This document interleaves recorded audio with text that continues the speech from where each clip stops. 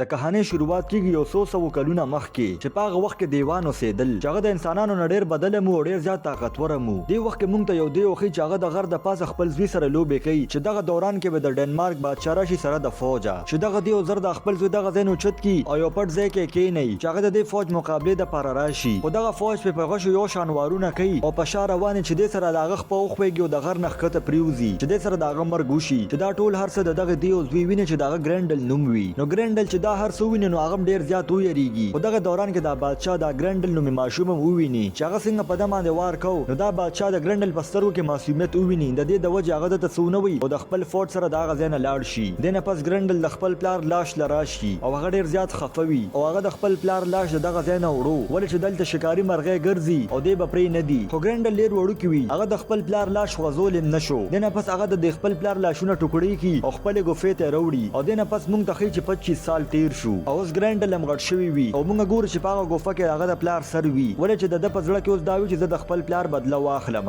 دې نه پس موږ ته بادشاه ښیي چې هغه په خپله قبیله کې وي او دغه قبیلې خلک په خوشحالۍ دې بادشاه له راشي او د ده شکریا ادا کړي ورته دا ووایي چې ستا د وجې د 15 کالو نه په دې قبیله کې امن دی او تر اوسه پورې په موږ چا حمله مو نه کړه. خو د دې نه لرې هغه ګرینډل نومېدی و د غر په سر ولاړ او دا هر څه ویني او هغه ډېرې زیاتې چغې وښي او هغه دا وایي چې زه به اوس د خپل پلار قاتلان نه پرېږدم ولې چې هغه اوس ډېر زیات طاقتور شوي وي او انسانان اوس د ده مقابله هم نشي کولی. اوس د شپې په دوران کې هغه قبیلې ته راشي او هلته هغه 20 کسان قتل کي او په سبا باندې چې هغه بادشاه وګورو نو ډېر زیات خفه شي ولې چې د هغه 20 فوج والا قتل شوي دي. نو دې خلکو ته دا پته هم نه لګي چې دا د څه د وجې خو دغه بادشاه ډېر زر پوه شي چې دا کار د بل چا نه بلکې د یو دی او دی ولې چې د دې لاشونو سرونه هم نشته. دې نه پس موږ ته یو سړی ښیي چې د هغه بیولف نومي او هغه یو ډېر هونهار جنګجوم وي ولې چې هغه تر اوسه پورې یو جنګ نه دی بایللی او هغه د خپلې قبیلې دپاره هر وخت په حفاظت کې ولاړ وي. اوس د بیولف د خپل بادشاه نه د مشن باره کې تپوس وکړي نو هغه ورته وایي چې ته به ډنمارک ته ځې ولې چې دغه ځای بادشاه ته غواړي. دې نه پس بیولف د خپلو جنګجو ملګرو سره د ډنمارک طرف ته را روان شو او هغوی اوس په کښتۍ کې کینو د هغې سفر به په یو غټ سمندر باندې وي. اوس موږ ته د ډنمارک بادشاه ښیي او هغه پوه شي چې دا هغه دی او دی چې په ورکوټي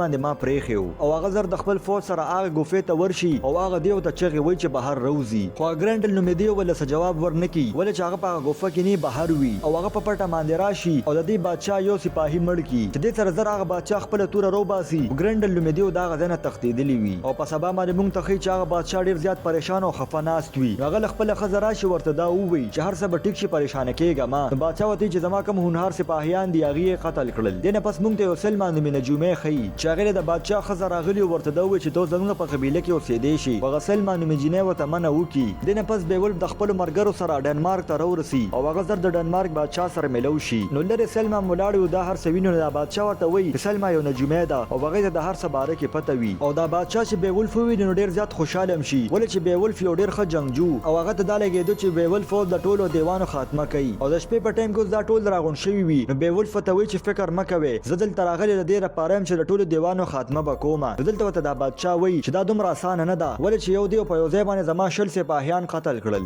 نو بیولف دا بادشاه بهر راولي او هغه ته دا وایي چې فکر مه کوه زه به ټول دیوان ختم کم. خو دې نه پس موږ ته ګرینډل نومېدی او ښیي چې هغه د غر د پاسه ولاړ وي او دې قبیلې باندې د حملې دپاره بیا را روان دی.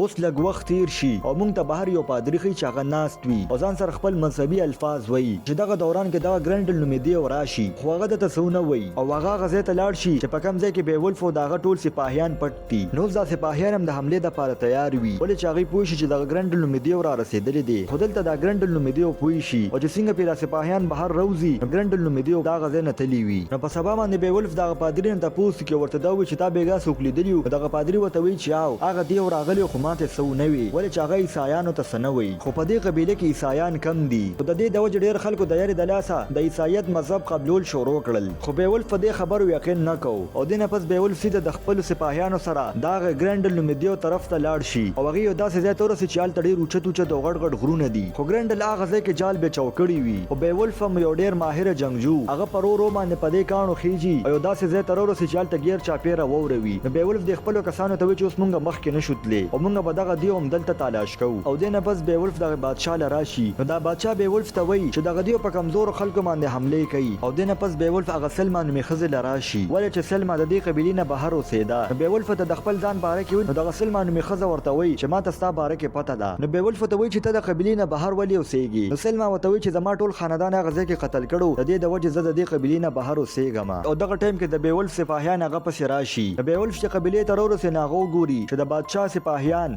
جال جوړي چې مونږ دغه دیو گیر کو. نو بیول بادشاه لرا شو تپوس کیو کی چې تر اوسه پورې د دیو خزه یا ماشومان مړ کړي دیو کو نه. نو دا بادشاه وته وی چې نه 15 کال نه پدې قبيله باندې چا حمله نه کړي، خو یو دیو روزانه راځي په دې قبيله باندې حمله کوي. نو بیول شو دا ټول خبري ورنه د بادشاه ته وی چې ماته داسې لګي د دې دیو د قبيله سره سرشته شته. هغه د بادشاه نه دام تپوس کې چې ردی د شاته کہانی صدا. نو دا بادشاه ول څه جواب ورنکړي دا غزنه لاړ شي. دنه پس بیول سلما لبیا لاړ شي او هغه سلما سره په قبيله کې ناس چې هغه شور شرابه ووري. نو بیول ډایرکټ پوه شي چې دا دی او دی هغه چې څنګه بهر روز نو داغه شک صحیح وي ولې چالت دی او راغلی وي. نو زر بیول د دی په شاته ور روان شي چې هغه ګرند لومدیو ته د غر سر ته وخیږي او چغه وخی او په خپل زبان کې سویل غواړي. نو دا بیول زده په خبرو نه پویدو خدا بیول فته په چغه وای چې ته زما د لاس قتل کېږي زبتا ژوندې نه پرېدم او دغه دی او دغه زنه لاړ شي. او بیول فموس ډیر زیات غصبي او غسل مال را شو دا وته وای چې دغه دی او زمړ کول شم. نو دغه زول مړنه کم دلته تسل ما وای چې ګرند لاغه سړی مړ کوي چې کم دته نقصان ور رسي. نو بیول چې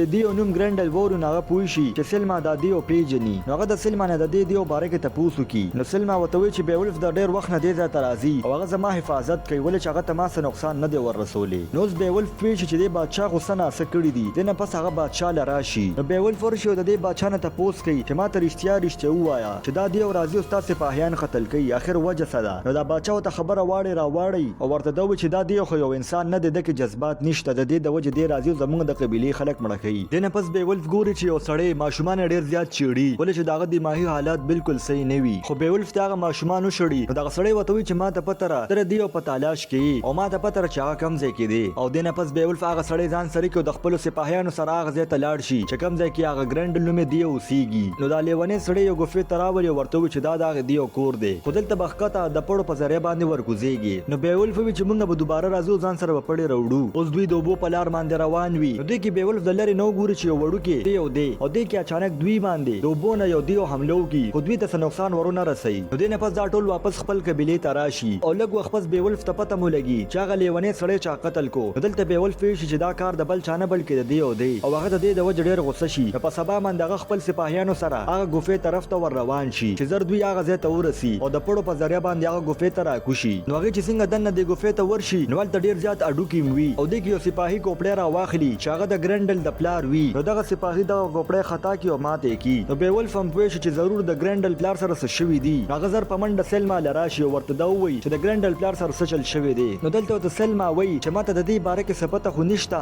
خو البته به دغه ګرندل نوم دی عمري. نو بیول زر ځان سره سلما راولي دغه دیو ګوفې ته ورته وایي چې تاغه ته आवाज وکا. خو سلما وته وایي چې زه وته आवाज نه کوم. هغه ته دومره وایي چې دغه ګرندل نوم دی او بمري چې دنه پس بیول دا پرید او دغه ځنه روان شي. نو دنه پس ګرندل نوم دی او خپل ګوفې ته راشي. نو هغه ګوري چې هغه د پلار کوپړه چا ماته کړی دا. نو هغه پوه شي چې دا کار د بل چانه بلکې د بیولف دی او د سره هغه ډیر زیات غوسم شي او هغه د غر سر ته وخیږي او په زور چغې شروع کی او دا د دې خبر ثبوت ورکړي چې نن به دا ګرندر نوم دی او په بیولف باندې به حمله کوي او زر ګرندر هغه قبيله ته ورورسي او هغه ځا فیصله کوي چې زبر د دې بادشاه خاتمه کوما. او بل خو په دې قبيله کې سپاهیان هم ډیر زیات ویل چې هغه ته لګیدو چې ګرندر نوم دی او به ضرور راځي او دنه پس دا ګرندر نوم دی یو سپاهی رانیسي او مړکې او هغه دا سړیم خاتمو کی چې کم د پلار کوپړې ماته کړي و. خو زر بیولف په دمه نه حملو کې د یو لاس گیر کی چې د خپل ځان بچکول د پاره ګرندر خپل لاس کټ کی او دا غزه نو تختی او اوس چې هغه سمندر غاړه تور سونه هغه ځکه هغه مړ شي. دنه پس بیولف د بادشاه لرا شو دا وته وی چې ماته خدا پته ولګی دا چې دا دیو بغیر د وجه څوک مړکې نه